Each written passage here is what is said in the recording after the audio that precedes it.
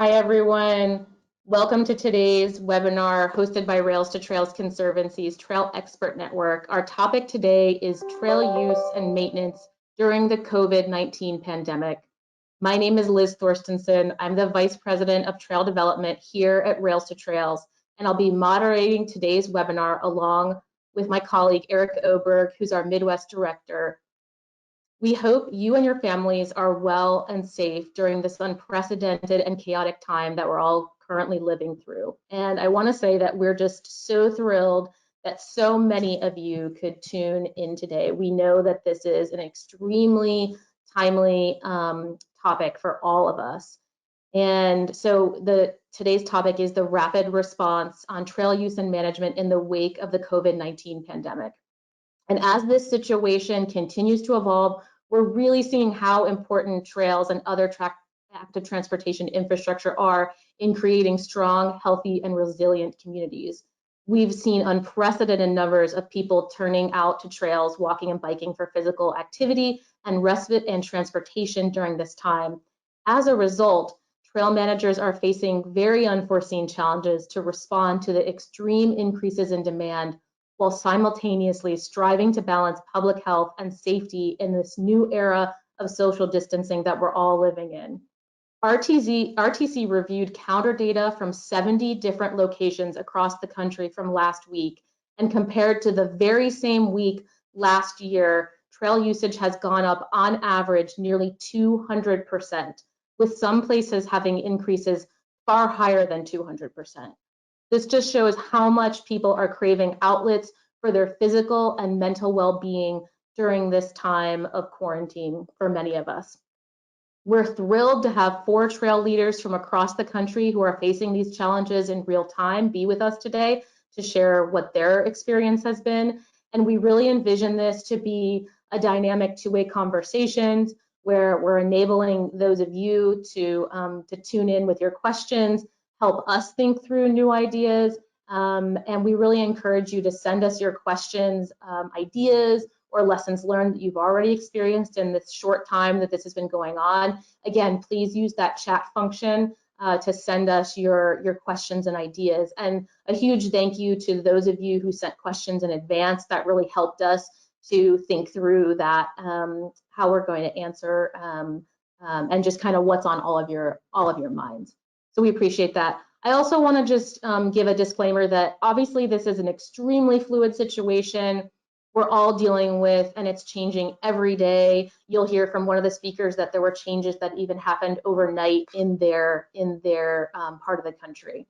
No one has all the answers or silver bullets right now. There's no, other than social distancing and those physical distances, there's, we're all doing the best we can to deal with this, and no one really could have predicted that this would happen for trails. So what works in one community may not work in another. So we're all really here to just listen, hear from one another, share our thoughts and ideas. So the way we're going to run today is I'm going to ask each of the speakers, I'm going to introduce each of them, and then they're going to share for just a couple minutes a lay of the land of what's going on where they are, and kind of tell you how things have evolved over the last several days and weeks, just to give you a flavor. And 2 of them you'll hear are in COVID-19 hotspots. Another 2 less so, but I think it's really good. We'll have a spectrum of folks, talking from across the country, and you'll get to hear those different experiences and how even the speakers who aren't in COVID-19 hotspots, how their communities are being very proactive about trails in this moment, knowing that demand is real right now. So first up, I'd like to introduce Gabe Avila Mooney. He's the Regional Trails Communication and Community Outreach Specialist with King County Natural Resources and Parks in Washington State. Gabe is a lifelong advocate for trail travel. He found his way to King County Parks, and there are more than 200 miles of paved, wide, accessible trails. Now he's doing everything he can to make trails even more accessible to more people, one community at a time. So Gabe, I'm going to turn it over to you. Give us the lay of the land in King County. So King County, as some of you may know, is in Washington State, and it is one of the coronavirus hotspots. So things are changing rapidly here. On Friday, March 20th, we had closed all active spaces within parks. So that included play areas, ball fields, sports courts, picnic shelters. And as of yesterday at 3 p.m., in order to support Governor Inslee's statewide stay home, stay healthy order that was aimed at reducing that spread of COVID-19, we closed all of our parks, parking lots, trailheads, and restrooms. So those are all closed now too. Of course, a lot of our parks are regional trails, which are our wide paved trails that we have more than 200 miles of, and our backcountry trails are not facilities that you can easily control physical access to. So we are urging people to stay home if there is a trail or a park that's within walking distance. They can still visit it, they can still get access to it, but we are really pushing people to maintain that good social distancing and following that stay home, stay healthy order by Governor Inslee. Thank you so much, Gabe. So next, I want to move over to Amy Dingle. And Amy is Director of Outdoor Connections with Five Rivers Metro Parks, which is in the Dayton, Ohio region. Amy works to develop strategy as well as plan and implement public engagement efforts that support Metro Parks' mission through environmental education, outdoor rec, community sustainability, and entertainment. She's been working on trail development initiatives since 2007 and continues to advocate for additional trails for cyclists, hikers, horsemen, and paddlers. So welcome, Amy. Please give us the lay of the land where you are.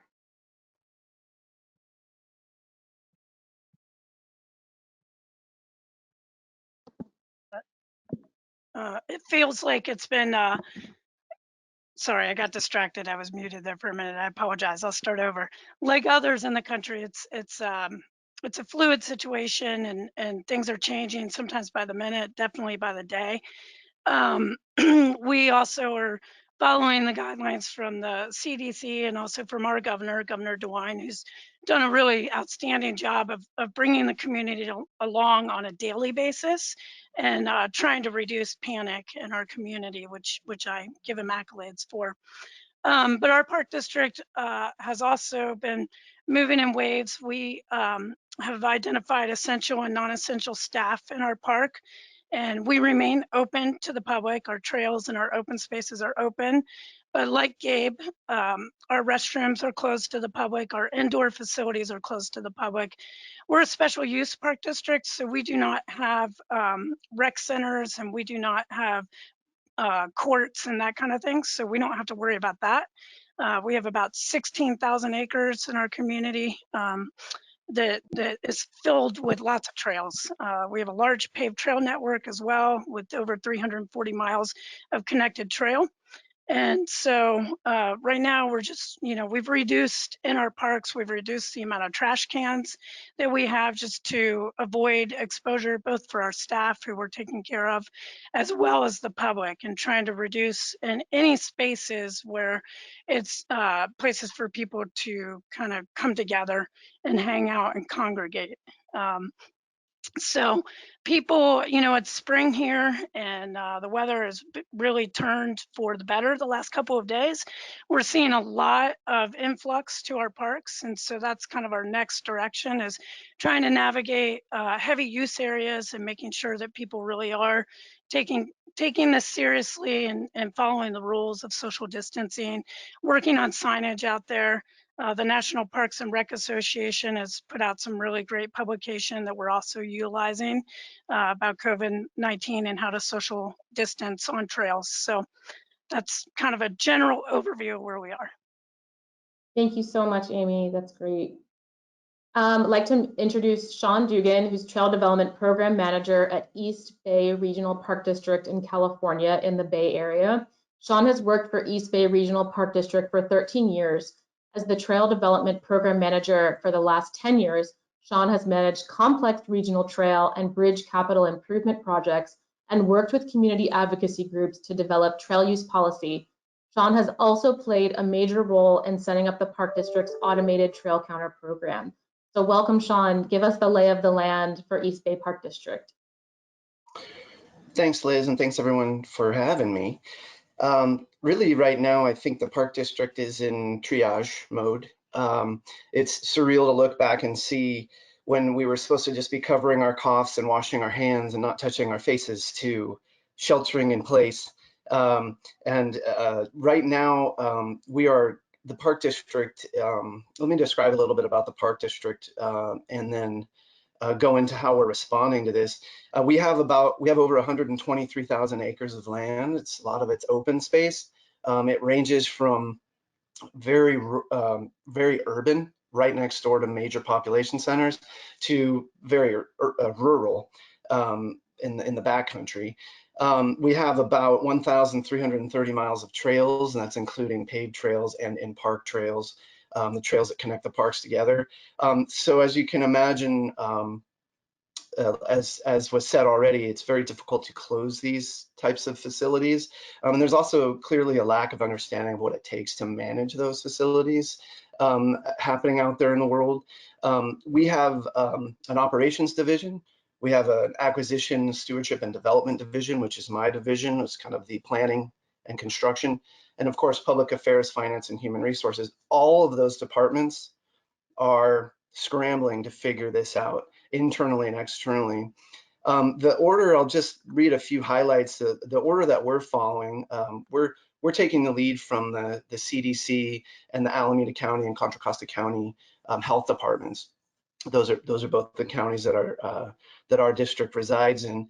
And in order to prevent the spread of COVID, we're supposed to shelter in place. Everyone is supposed to be at home and minimizing their travel, except for essential activities. And those essential activities, if you do undertake them, you cannot congregate groups of 10 or more, and you have to maintain social distancing. And essential activities are defined. There's a bunch, of course, medical and physical supplies and things like that are important, but one of the essential activities that I wanted to point out is section 10.3 of our order says to engage in outdoor activity, provided the individuals comply with social distancing requirements as defined in this section, such as, by way of example and without limitation, walking, hiking, or running.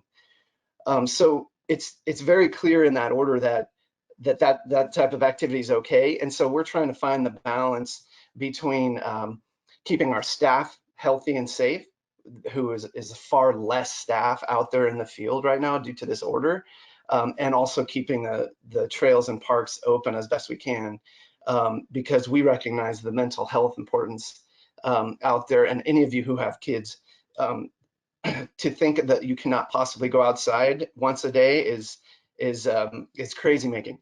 So, but what we did see, at first we were trying to keep at first we were keeping all the parks open and saying exercise social distancing. But after the first weekend in California, it was nice weather, we realized that we were getting levels of use that were greater than holiday use. So we even just last night, the press release went out, and we are now closing hotspots. We're monitoring what spots are getting the most activity, and we're having to close that down. And I think there's a screen share of that happening right now, but we're keeping all the regional trails open as of right now. But there's these questions of how people interact out there in the field, how they're behaving. There's no trash collection. Pack it in, pack it out. We're trying to send these messages out there right now to the community and internally to try to navigate this. So that's kind of where we are right now. I'm sure we'll have a lot more time to talk about that in more detail. Thank you so much, Sean. That's great. Thank you for that lay of the land. And last but definitely not least, Darren Fluchet, who's who's down the street from me. I'm in DC at my home, and Darren is down the street in Montgomery County. He's the Trail Master Planner Supervisor at Montgomery County Parks Department in Maryland.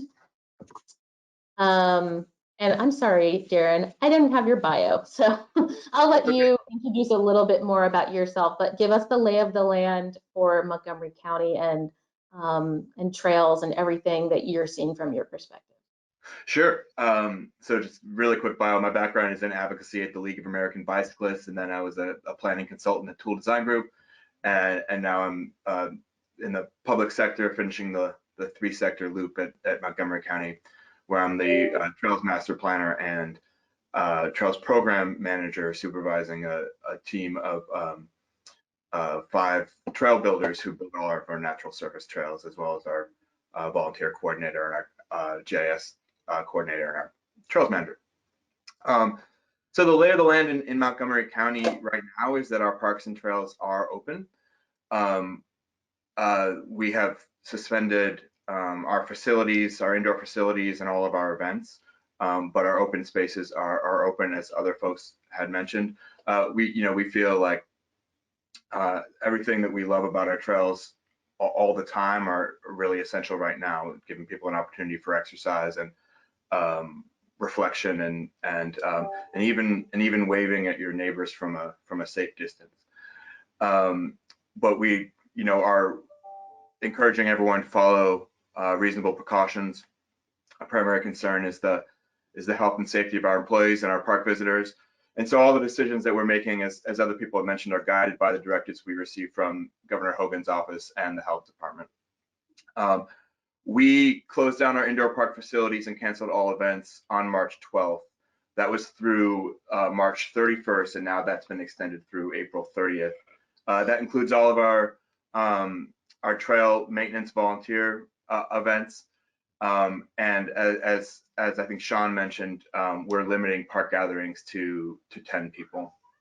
From a standpoint of communication, Eric's scrolling through our website right now, where we have a question and answer section. We are sharing the recommendations for trail users on observing social distancing from NRPA. And one of the things we're doing is on all of our messages, we're putting the timestamp on there, because 3 days in this might as well be 3 years in terms of how quickly information is coming out. So we're trying to keep that information both current and also date stamped, so people know when it's coming through. We're pushing information out through social media. So we've got the social distancing graphic. I think there's a slide for that. Our parks director mentioned that this is apparently his most popular tweet ever. So it's something that's being shared fairly widely by folks, and feels like, I think, a little bit of good news right now, something constructive for folks to say. Just today, we're putting out the signs on the bottom left that say our trails are open, but please avoid crowds, keep 6 feet, and let people know when you're approaching. That's kind of the stripped down fundamental message that we're communicating to people in English and Spanish.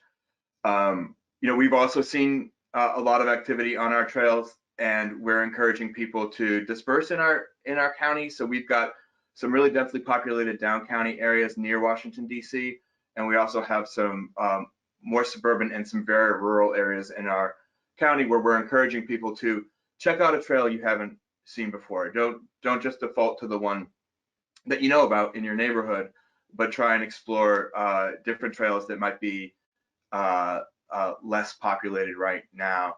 And so we've got a parks directory on our website, I think is the next slide, and we've also produced the trails map of our trailheads, so folks can find places that are a little bit further afield than their normal destinations, where they know they can hopefully find a parking space and access the trails that way. So those are some of the key points we're doing. The other thing we're doing is we have a rain out line, where we tell people that our natural surface trails are closed when it's been raining.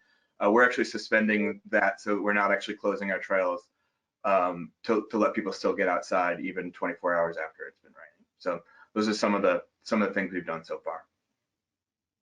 That's great. Thank you so much, Darren. So I have a couple specific questions that RTC has prepared for our panelists, and so I'm going to go through those. And we see that some of you have been typing in your own questions. That's wonderful. Please keep those coming, and so we'll have those teed up once we're done with our questions. So for all four of you, you all addressed this in your intros, but just does anyone, before we get into other specifics, does anyone have anything else they didn't get to say yet about specific things you're doing to address challenges associated with extreme crowding? Because I think that's the big, that's the big concern, especially on the more urban, popular trails, especially on the weekends. Did anyone want to jump in and say anything else about just the challenge you're dealing with, or ideas, or things you're thinking about when it comes to managing that crowding that's been happening? I can take a stab at that. One of the things that, in addition to our signs and our messaging, we haven't done yet, but just in the interest of brainstorming across like-minded agencies, one of the things we're talking about doing is one of the places we're seeing crowding is at intersections, and a lot of our paved trails have, in some cases, long light cycles, so people are kind of bunching up. So one of my colleagues, our section chief, had the idea of going out. She may do this next week, is take chalk and do 6-foot circles to let people know what that radius looks like. So when they're bunching up at the intersections, people can kind of be a little bit more aware of what 6 feet looks like, and how far back they'd have to space, possibly even going back down the trail a little bit to give that proper distance. So I think trying to think outside the box and kind of low infrastructure, quick ways to help communicate what we're dealing with. That's the kind of thing we're thinking about.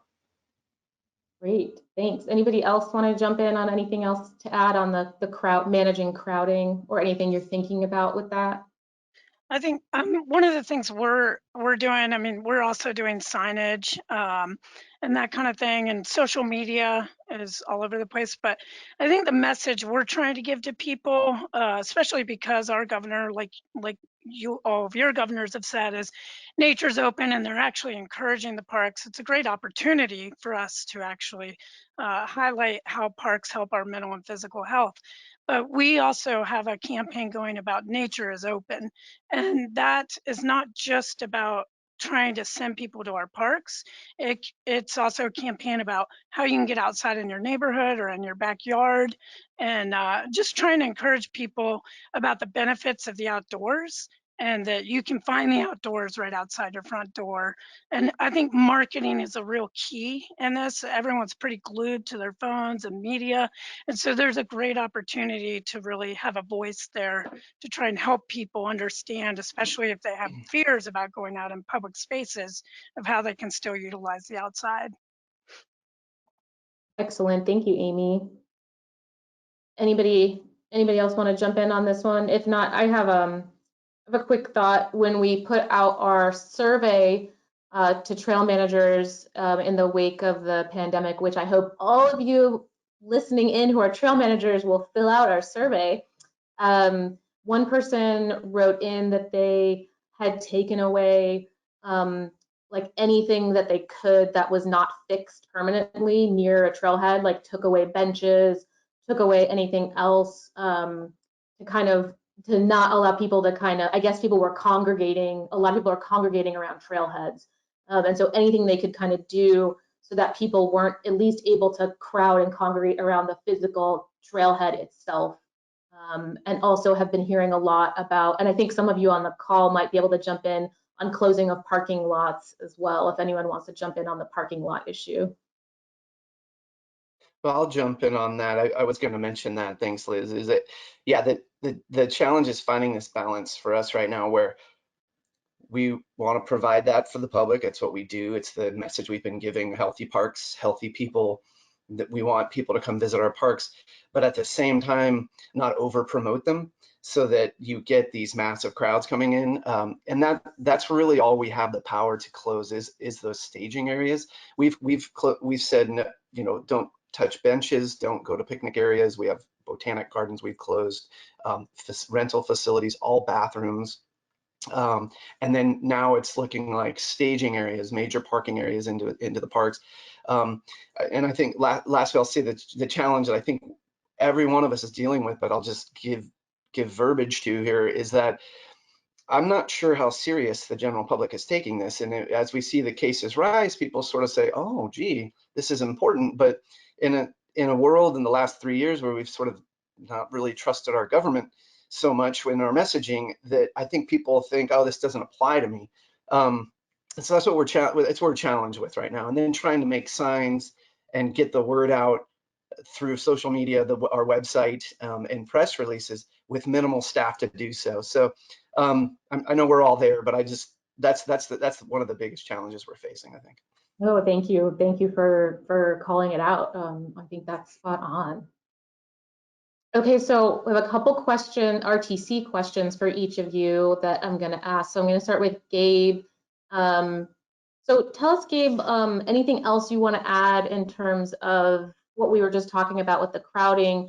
How has your communications and kind of outreach, what have you done specifically, since you're a communications and community engagement specialist? How have you been using that sector of the work to really guide and steer people in the ways you need to? Yeah, so I'm lucky to have a pretty tight team in our communications team. I'm actually within the business development and partnerships team, and the communications team within that. And so initially, when this all sort of dropped, we started a task force or response working group that could set up a clear chain of command and try to make timely responses to public inquiry. There's a lot of nuance to what's happening around here. Initially it's fairly easy to close, our aquatic center, for example, but much harder to close the 215 miles of backcountry trails that we have. So, those rapidly evolving situations calls for quickly vetted decisions. And one of the first things that we did was we started a blog post and started pushing everybody to that blog post. And like Karen mentioned, just time stamping everything, letting people know that when those decisions came out and when they were made and what the changes were, because it's difficult. We've seen, even though we're in one of those hotspots, like Sean, we're seeing a massive use of our trails, backcountry trails, regional trails. So it's been hard to get people to maintain that social distance that they should to slow this virus down. And everybody from our staff in the field, they've been concerned, and so we're just trying to get information out internally and externally as quickly as possible. Has been really helpful. One of the tools we've used internally is Slack.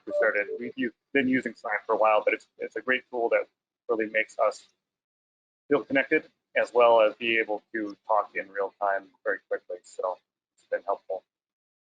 Thanks, Gabe. And I saw the blog posts you guys did, encouraging people to go to the lesser used trails and less famous trails. And I thought that was so great.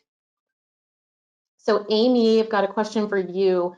You're part of a 340-mile plus network of trails. And so it's not just your organization, there's other jurisdictions, other organizations. How has this pandemic enabled, or how are you coordinating and strategizing with those other jurisdictions in your regional trail network? Yeah, that's a great question. There's about 12 trail managing agencies throughout that whole system. Ohio we're really blessed in Southwest Ohio with a lot of different parks around us. So we manage 16,000 acres in our area, but there's adjacent parks in every direction to us. And so we have our metropolitan planning organization, Miami Valley Regional Planning Organization. They maintain the Miami Valley Trails website. And so there's been conversation with all those trail managers about what decisions they're making for trail amenities and where they are with restrooms and other types of amenities. I expect that conversation to continue as we all are moving into a deeper level of having conversations about public spaces like benches and areas that people are going to touch. It's a humongous burden because we aren't really made for storing those kinds of things everywhere. But the consistency there throughout our region is that we're all on the same page about access to restrooms. Some throughout our region still have limited access to portalets.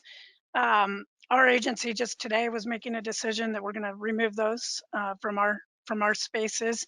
So we're moving in that direction. We're also starting to, some in the our neighbors have heard from portalet companies that they're no longer servicing.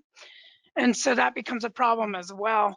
I think some of the conversations as we start to get out of triage mode for making decisions about the health of the public and the health of our staff is really how do we work together to create similar messaging and speaking to constituents about being respectful about those spaces and knowing that those are places for them.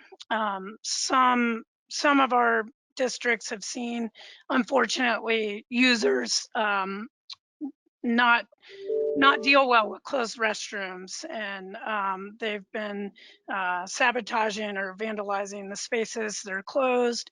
We've seen people, with public indecency throughout the system, not a lot, but a little bit. And then that just exposes other people that have to clean those spaces up. So we've been communicating virtually, and I expect that to continue. Thank you so much, Amy. For Sean, I wanted to ask you in terms of, you're not completely separate from the other 5 counties that are part of the shutdown in your region, in the Bay region. So are you seeing any kind of spillovers, when a hotspot is closed, maybe outside of the park district? Is there more use where you're at, or even within the park district's jurisdiction? If you close a hotspot, do you see more use go up in another, area? Kind of how is it playing out from your perspective? Thanks for that. Yeah. The quick answer is we'll see this weekend. We're just now announcing closure of about 30 of our 73 parks are affected by some closure. We'll see. We're right now we have our GIS team working on a proximity to of our parks that are going to be affected by a closure to rural or to urban areas and residences and things. We're kind of getting set up right now to see what happens. We have 33 cities within the park district, and I should have mentioned this earlier. We're a 2-county park district. We're a special district in California, in Alameda and Contra Costa County, right next to the San Francisco Bay, right? So I saw that question come up on the right. I said, I forgot to mention that. So yeah, the answer is we'll see, but I'm not sure how I can, we'll probably post that on our website or something, but I can follow up with you on that if you'd like. Oh, it's great to know that your GIS team is looking at that. I think that that part of the answer is worth its weight in gold, and I'd love to follow up with you about how you all are tracking that. We've also, as you mentioned before, we have about 50 automated trail counters on our regional trails, mostly on our paved network. We have about 150 miles or more of that.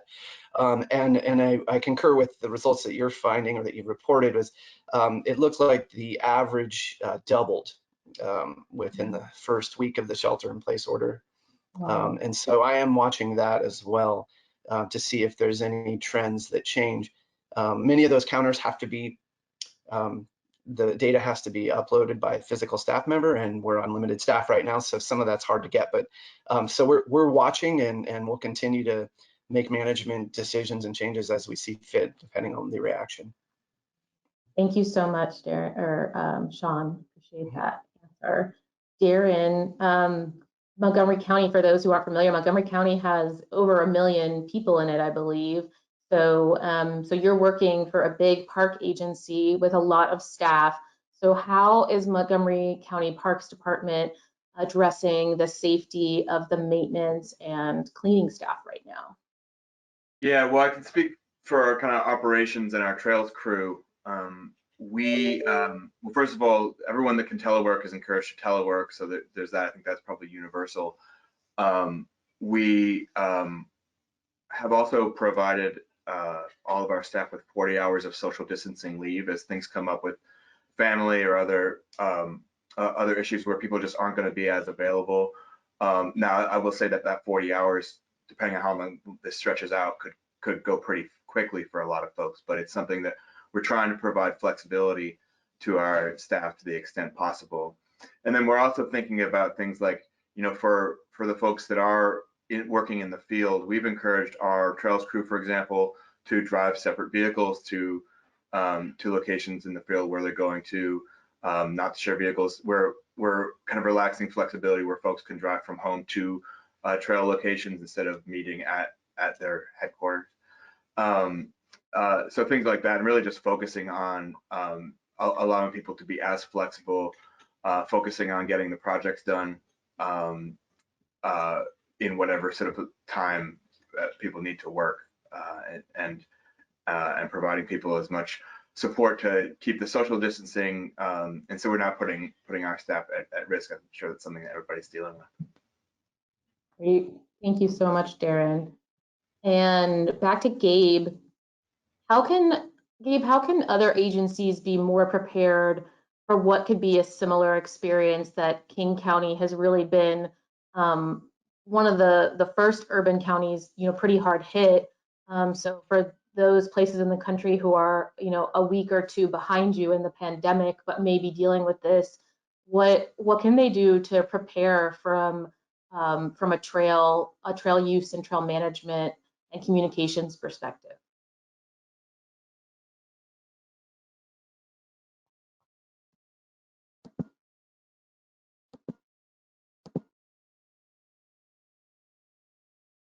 Did we lose Gabe? I think we lost Gabe. Okay, well, hopefully Gabe will dial back in. So let's see. I will go to Amy. Amy, have you had to create specialized messaging based on different trail types? Like I mentioned earlier, you're managing a lot of different trail types, multi-use, mountain bike, equestrian, water. So how are you dealing with that in the wake of the pandemic? No, we're not creating special messaging for the individual users. I think the message is the same for everyone. We are blessed in our park district that we don't, other than our paved trail system, we do separate user groups, and that does help kind of delineate people in general directions. But the messaging is the same, right? Be cognizant of social distancing, maintain that 6-foot distance, and be respectful out there. But for sure, utilize trails and nature. Similar to what Darren said, we have pinch points on certain trails where that does become difficult for people to give the space they need. We had a large influx yesterday. We had a beautiful day. It was 65 degrees and sunny. So there were a lot of people after a week and a half of being cooped up that were ready to get outside. And some people are being very, very open and about trying to step aside and showcase that, and I think another thing that's important is to encourage those users when you're out as a worker, smile at people, say hi. We can still talk to each other. I think we forget that sometimes. Everybody's taking this so serious, but generally speaking, our messaging is the same. And the other thing that we're really lucky on is that our marketing staff has a great rapport with our local reporters. And so we have gotten a lot of different types of media in the last 2 weeks. We've had lots of publications and you know, they're looking for good, positive news stories as well, and how to use the outside, which is normal for spring anyway. And so that's one way we're doing it. The other thing is that some of our staff are creating videos and how-tos on different skill sets or just how to utilize our trailheads. And so those are going out on social media, and eventually we'll post them on our website or through YouTube or something like that as well. So we're organizing that way. I love that. Thank you so much for sharing that.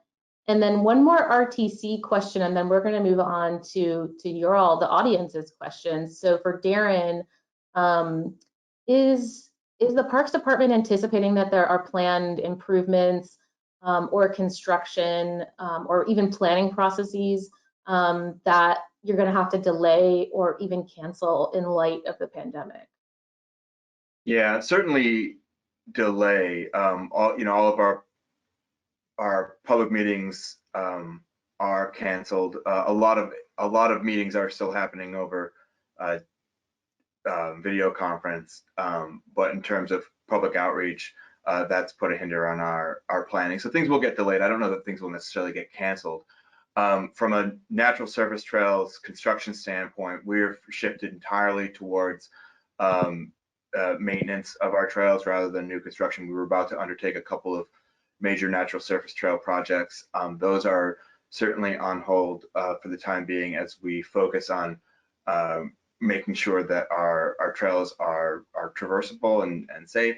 To that end, one of the things that our trails crew, which is sort of a separate unit inside our park planning and stewardship division, is we are shifting resources in that crew to our parks operation crew, so that as requests come down to remove downed trees and things like that, that's shifting to our trails crew rather than the parks managers who would typically deal with those, to try and lighten the load on our operations crew, which is being stretched thin right now. Obviously, we're canceling our volunteer events. So there are, we're calling audibles and we're making adjustments as needed while still trying to push forward to the extent possible. Thank you so much. So now I'm going to turn it over to Eric Oberg on my team. He's our Stellar Midwest Regional Director, and he has curated some of your questions in advance. In addition, he's working with our team behind the scenes to gather your questions you've been inputting in the chat box. So Eric, take it away with the audience questions. Thank you, Liz, and thank you to all you panelists. And I'll be hitting you up here in a second. Thank you to everybody who's tuned in, and a special thank you to those of you that sent some questions in early. I'm going to start with a couple of those that we were able to curate from from the questions that you sent in over the last couple of days as you were registering for the webinar, and a couple of them that I'm just going to answer with some RTC resources. So these can go fairly quickly, and we'll move back to getting the panelists to give us some more of their insights. But Sarah from North Carolina was asking about what can we do to continually advocate for trail funding in a way that's respectful of the needs to divert funds because of this pandemic issue. You can see the slide I'm sharing with you now. I mean, the first thing, help us help you, right? Let RTC try to be an aggregator of the needs and what you have, some of your ideas. The stimulus bill that just went through will not be the last piece of stimulus legislation. Our policy team is collecting case studies and shovel-ready projects. Understand that shovel-ready right now is being defined as 3 years. If you've got some of these, you can look at the existing ones at the URL on the screen. You can contact Mary Ellen. You can see her email there with your trail and active transportation projects. There's a lot of expectation that there will be some sort of infrastructure stimulus package, and we need to make sure, especially with this conversation happening now, right, the demand's never been higher, and that's not going to necessarily wane. So there is still a way to be advocating for critical funding for the kinds of work that everybody is doing and will need to continue to do, maybe now more than ever. So please get in touch with the policy team here so we can have a good, robust package ready for the Hill. Another really good question came in from George in Texas. How can trail and park organizations in communities throughout America create consistent messaging regarding safe trails, park, and green space use? We've got some Share the Trail resources at Rails to Trails Conservancy. You can go to railstotrails.org/COVID-19 and access some of this. I'm actually going to, another question that came in real time here that I think is apropos here, if we've still got Gabe on with us, or I'm sorry, Darren, if you're still on, there were folks asking about some of your signage that we showed, and is that available for others to use? So if you don't mind, I'll put you on the spot with that specific question. Yeah, no problem. We would be happy to share it. I've shared it with Liz and given her the green light to share that with folks. It's not currently on our website, and I think we can get that up as soon as possible. So I'll talk to my communications team about that. But broadly, yeah, we'd be happy to share it. Obviously, it has our logo, so feel free to customize. And then just another note on the messaging is, you know, we're trying to be consistent with our messaging from the CDC and so forth. So as things change, obviously our message will have to change. In the event that we do change any policies about being open and accessible, our message will have to change. So going back to the timestamp comment, as of right now, that's our messaging, and we'd be happy to share it. Thank you. Eric, I just want to jump in and just tell everyone, breaking RTC update, that the Share the Trail graphic you see on the screen, we're about to have that ready in Spanish as well. So we'll have that up in Spanish for everyone to grab and use. Excellent. Thank you very much, Liz. Thank you, Gabe. One other question here, and I'm going to invite my fellow RTC colleague, Brandy Horton, is going to take a stab at this one. And I think I might ask Amy a little bit around event coordination. We had a couple questions, and this is this is very complex, I think, right now. And I know it's difficult for so many of our partners, especially maybe some of our nonprofit partners. I'm going to read both questions and we'll try to tackle them together. Is it ethical to ask for donations if our organization is not life and safety oriented, yet still impacted by event cancellation? Many of you that registered, I recognized being leadership of small nonprofit organizations. This is very real. Another question here, how can we hold any sort of fundraising bike rides or events under current conditions? Obviously, there is registration tables, SAG stops, other things associated even with trail events that are going to concentrate people. Is there a way to do this, and what does it mean to deal with events or not deal with events right now? Brandy, do you want to chime in first? Sure. Thanks, Eric, very much. And this is a complicated series of questions and a complicated series of questions we've been trying to answer at RTC for the last few weeks. And the guidance that we're following and that we're sharing with others is it is absolutely appropriate to fundraise in this moment, as long as you're doing it in a way that takes into consideration the current context, right? I think what we've all shared on this call is that trails are proving to be absolutely critical and essential in this moment. We didn't know in the beginning how that would look, and as people were getting shelter-in-place orders and social distancing recommendations, what that would look like. And what we're learning is that the outside is more important right now than probably it's ever been before. Everyone is starting to realize what we've always known, that these spaces are exceptionally critical to communities. And so there is a really important place, I think, here for us to be sharing that message, to be sharing it responsibly in accordance with the appropriate guidelines from local public health officials and the CDC, but to also be able to let people know that the way that these places are maintained, the way that we are able to make these places available is because of organizations like all of ours that are gathering together here. And so doing it in a way that is just sensitive and thoughtful, I think, is really appropriate. When it comes to events, we would not advise at this time that anyone plan any in-person gatherings. That would be, even if it is your most important fundraising event of the year, think about when and how you could reschedule that for a later time in the year. We have seen folks do really creative things where they've made an event, virtual, and they've said, we usually do this ride, but instead, pledge to do something and use that as the fundraising angle, especially because a lot of the folks who participate in those events know just how important they are to your organization and they support your organization. So they're going to want to contribute now how they can. We are currently not planning any events. We've canceled opening day for trails at this point in terms of the events. Nationally, we are not making any plans beyond starting kind of looking at May and June and July. We'll start to share with folks when we're going to do events once that guidance is clear. So we would really advise against any in-person events at this moment. Thank you, Brandy. Anybody else have anything to chime in? I know most of you are probably in the same boat. You're certainly not hosting events, but any advice for these organizations whose lifeblood has been events? It's really hard, and I think it's especially hard on the small business people and the race organizers out there. And I think we need to remind our constituents that the folks that are doing those, we've canceled all our outside permitted events as well as our own in the near future, at least through May 3rd at this point. And those are hard decisions, but we have to follow the CDC guidelines, and we have to follow the guidelines and ordinances from our governors.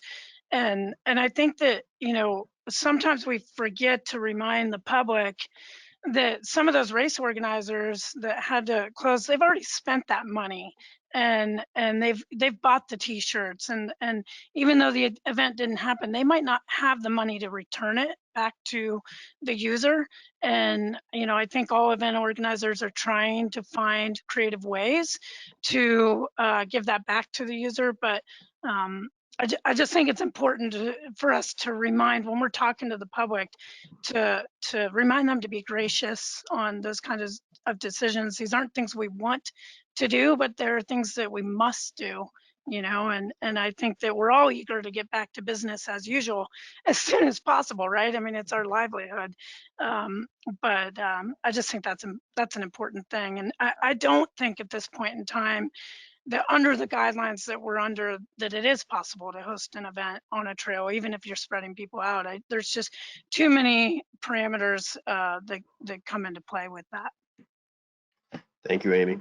Got a question. This is actually from Ojai, California, and I think it's maybe most appropriate for our California and Washington panelists, you guys that are in the real hotspots right now with some pretty firm shelter-in-place orders. How are you dealing with staff who were or should be doing some critical project work right now that's maybe timely and can only, you have critical trail work, and can it be done solo with appropriate social distancing, but it's contrary to the government's stay-at-home rules? Has there been any way that you've been able to get creative trail work done, as well as just maintenance?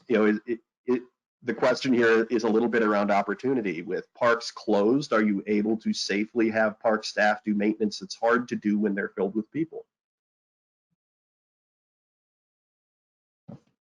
I'll jump in there, Eric. Right. Thanks for the question.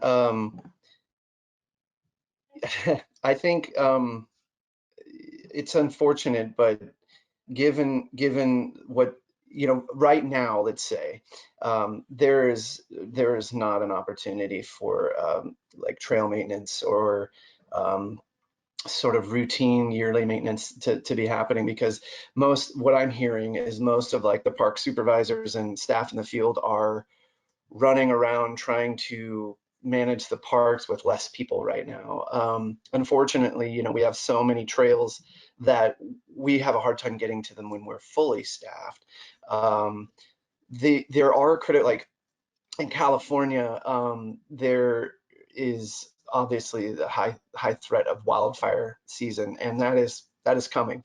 And so as this shelter-in-place order starts to blend in with fire season, we have a huge challenge on our hands, especially if the power goes out. And not to mention if a fire starts, how do you evacuate and deal with that while there's a shelter-in-place order? But those types of activities like brush clearing, tree trimming, fire break work, those are essential, and those are continuing in our district. But a lot of the things, you know, you have to define essential and critical with given the context right now. That I can tell you without a doubt is essential and critical. But clearing a down tree over a trail or putting in some drainage, you know, type things like drain dips and things like that are kind of out of the question right now. Excellent, thank you. I'm actually going to combine, this is fun. We're getting, you know, these real-time questions during the webinar, as well as some of the questions that were curated beforehand, and some of them have some very nice tie-ins together. So I'm going to combine one I wanted to ask from before with one that just came in. And this is coming from a place of, you know, a lot of friends groups, a lot of supportive nonprofits to our public agency, park and trail management agencies are involved in this webinar and certainly involved in everybody's work on a daily basis. And they're asking if there's ways they can still be of service. How can they help? We've, you know, got a question about, is there a way that those organizations can help larger municipal park and trail management agencies with any sort of maintenance tasks that you are doing on short staff? Is there any way for them to continue helping? Is there a way for them to be some of your liaisons at hotspots that are not closed, at your trailheads, to remind people of some of these new social distancing rules and the way that some of your recommended, the new ways to safely use your parks? Are there ways for these groups to still help you both, you know, with physical maintenance or you know, helping you with crowd, I don't want to say crowd control, but etiquette and things like that at trailheads? I'll jump in for a minute on that. We're fortunate enough to have groups like this and several volunteer groups. The Dayton Hikers have, I think they're up to almost 5,000 volunteers. Our agency has over 2,000.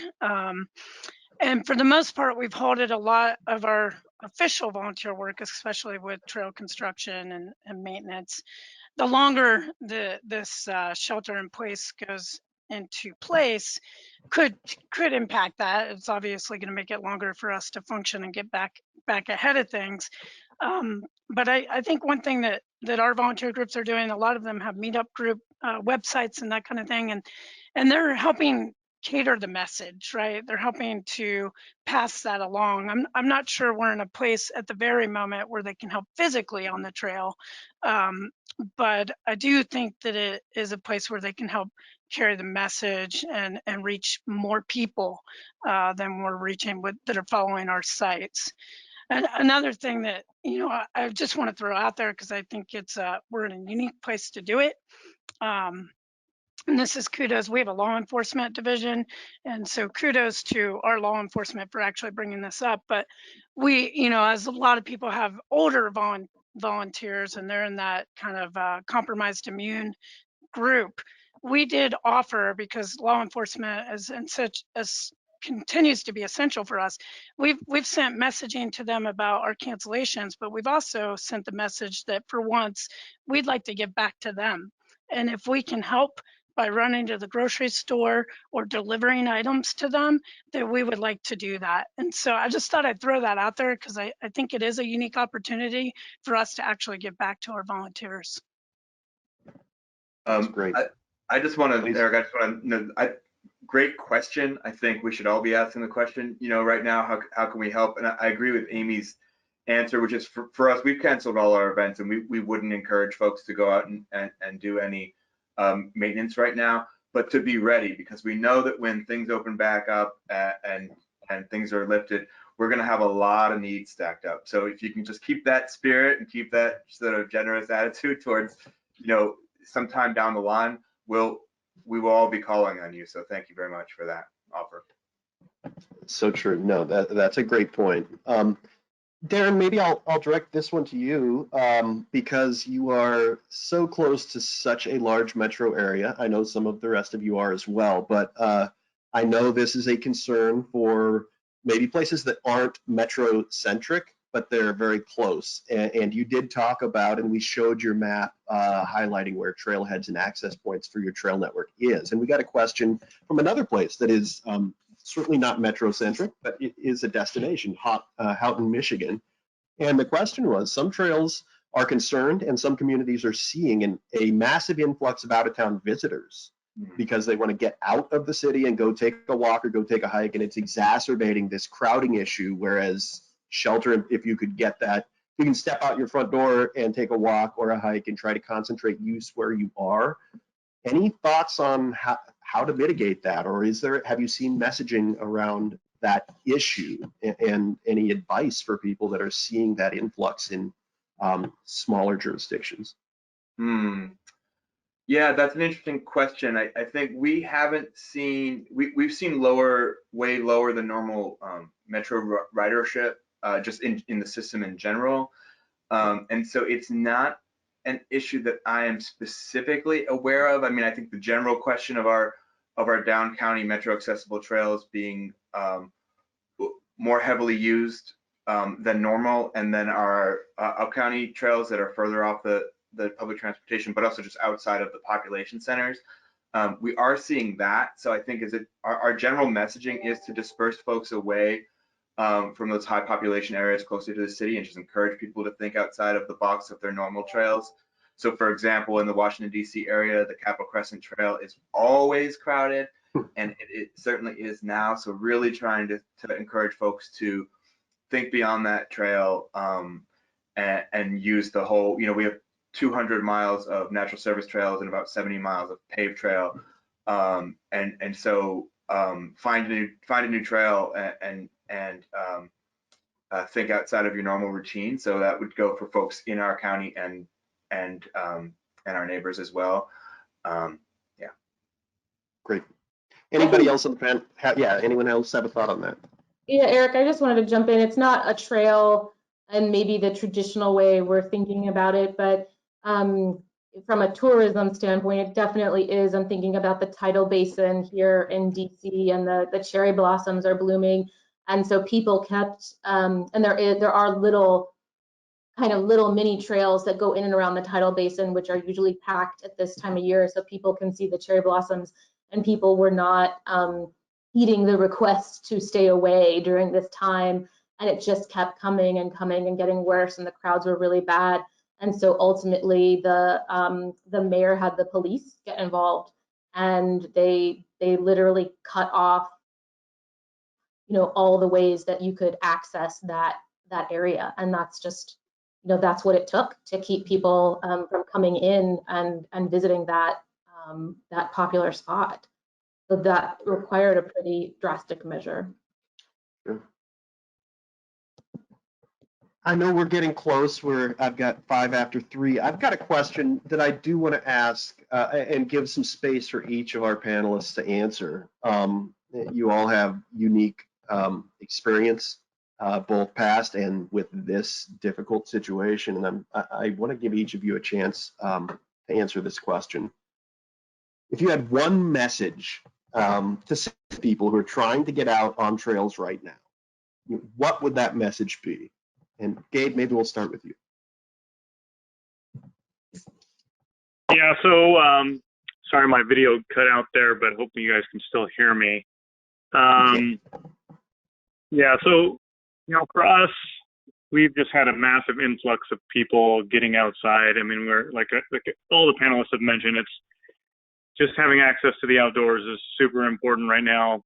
And while Governor Inslee's stay home, stay healthy order is out there, we know that visitors are still able to walk into parks and backcountry trails, and we just encourage everybody to use common sense to follow those social distancing guidelines. It's just really important, especially doing our part to stop the spread of this virus and help save lives by abiding by the closures that are in place, checking back daily to that blog post that we have so people can see what the changes are, and really just following those public health guidelines. I think we know that people are going to get out there. We know that people are going to be on our trails. And and just really think about others at this time, and just use common sense would be my main thing. Great. Amy, got some advice? Yeah, I mean, I agree with Gabe. I think, you know, our local parks, trails, our open spaces, they've always really served as a place where people can find that respite and find peace and restoration. And we need to continue to push that message for people's physical and mental health. But I think, you know, this is all uncertain times for us. And, you know, these places are needed more than ever right now. And it is a great opportunity for us, you know, and I think all park and rec professionals around the country are really working hard to try and maintain these spaces and continue to keep them safe and accessible, so for the benefit of our communities, right? And I just think that we need to remind everyone that all of us really need to do our part and use them in respectful ways, and to continue to follow the public health guidelines, you know, and continue to use them in a safe manner that allows people to really enjoy the mental and physical health benefits that they provide. So I think that's my biggest piece of advice. Thank you, Amy. Sean, did you want to pitch in? Yes, thank you for the softball question, Eric. I think it's just really important for, I keep telling my friends this as well, is right now you get to go use the trails and parks. If you abuse it, you're going to lose it. And that's, if this keeps spreading and this keeps getting worse and worse, the executive order is going to read very differently. And so during this time, we're saying, look, bathrooms, water fountains are closed. Maintain a 6-foot distance from other people. No groups, gatherings, or meetups, but people from your immediate household can congregate. No picnicking, walking, hiking, running, horseback riding, biking, and fishing is allowed.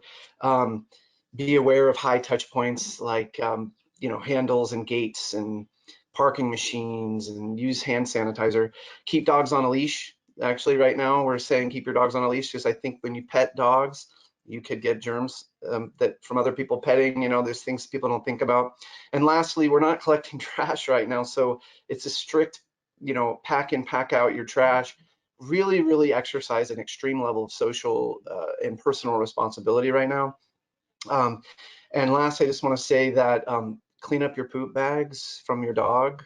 It wasn't okay before the shelter-in-place order. It's not okay now, and it won't be okay after the shelter-in-place order. So that's it. And I just stay healthy and safe, people. And I totally agree with the common sense part of that. This isn't going to be how it is forever. We're going to get through this. Thank you so much. Darren, did you want to address this last question here? Yeah, I'll just echo what everybody said. I think, you know, our message is just use good judgment, you know, avoid crowds, step off the path to give people a little extra space, avoid lingering in paths, avoid lingering on bridges. We have a lot of bridges in our Stream Valley Trail network. And so just give people the opportunity to give themselves 6 feet. There are pinch points that we need to avoid, so don't linger at trailheads. You know, follow CDC guidelines about hygiene and hand washing, and plan ahead so you don't necessarily need to use the bathroom, and water fountains, bring your own water. And then the last thing I'll just say is, we call it social distancing, but it's really, that's about the physical distancing. You can still be social, you can still wave, you can still smile, you can still say hello, just do it a little louder. And I think we can still sort of find the joy in our outdoors and the trail network that we're accustomed to.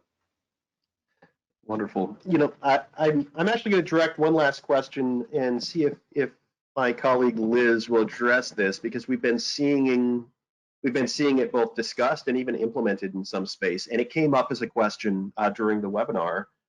The idea of closing roads, both I think internal to parks as well as external to parks, as a way to create more space, outdoor space for people.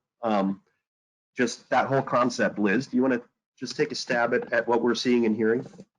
Yeah, I'm so glad that people are asking that question. We've been tracking it really since this whole crisis started.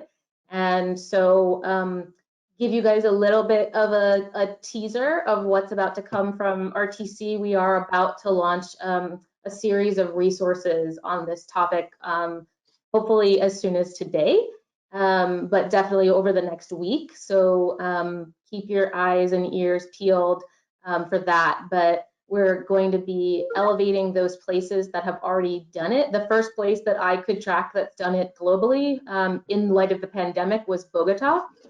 And then in the US, the first one that we were able to track was Philly, which this was this past weekend on MLK Drive. I know here in DC, I really enjoy Beach Drive, which is in Rock Creek Park, when it closes on the weekends. There's been calls for that here. New York has verbally committed to doing this because they're obviously the densest place in the country, and so it's really important there. We're still kind of waiting to see what happens. And then this morning I saw that Toronto in Canada was going to be doing this as well. So we're about to release some content and resources about this. So hopefully you'll see that and stay tuned, and we'd love for you all to engage in that with us. So we think it's really important, not only for this moment, for everyone to have those safe places to walk and bike and still be 6 feet apart from people outside of their household, but we think that even when this pandemic is over, those connections could perhaps stay in place, could be critical trail connections, part of the connectivity of our active transportation networks. So that's something that we're digging into right now. So please stay tuned. Thank you so much, Liz. And as we get to closing time here, I just wanted to mention a few other things for everybody. We want to hear from you. You know, what other topics would you like to see Rails to Trails Conservancy cover? We'd like to continue bringing opportunities like this webinar to have a discussion, to bring the community together, to listen from our colleagues around the country and learn from each other, and just have a place to discuss these issues. They're changing on a daily basis, as we heard today from everybody, and as many of you on the webinar are experiencing yourselves. So you could tell us in the chat box right now, are there topics that you want to hear more about? The post-webinar survey that will be sent out to you, by all means, share ideas for future topics that need covering. And we're looking forward to trying to be, get content out to you as much as we can and get relevant content out to you. So help us with that. Also, how is this impacting your trails? Go to railstotrails.org/COVID survey. Please take the survey. We're trying to gather as much data as we can on the impact of this pandemic and your activities, your responsibilities, your jurisdictions. We're trying to gather all that we can to be of service to the trail community. It's going to take a whole country to deal with this, and it's going to take this entire community to deal with this. So help us help you. Any questions? I think we're beyond the questions for time right now, but I really want to thank Amy, Darren, Sean, and Gabe. I know everybody is stretched super thin. Everybody has 1,000 things going on in an environment that was almost unthinkable 2 weeks ago. So thank you for taking the time. I know we had 500 people registered for this webinar. I'm sure that they all thank you for taking the time. This is it's been wonderful. I appreciate all the panelists. I appreciate the RTC staff. Thank you to Liz and everybody that helped make this happen. And thank you to all of the trail community. You guys are doing, you're doing wonderful work out there. You've never been needed more, and we all recognize that. We're all trail lovers, and we all have friends and family and people who need the outdoor space that we all work on now more than ever. So those of you whose job it is to keep those places safe and open for us, thank you. Thank you to the entire trail community. Rails to Trails Conservancy thanks you, and we look forward to the next chance we have to get together, and all of us look forward to seeing each other on a trail again here very soon.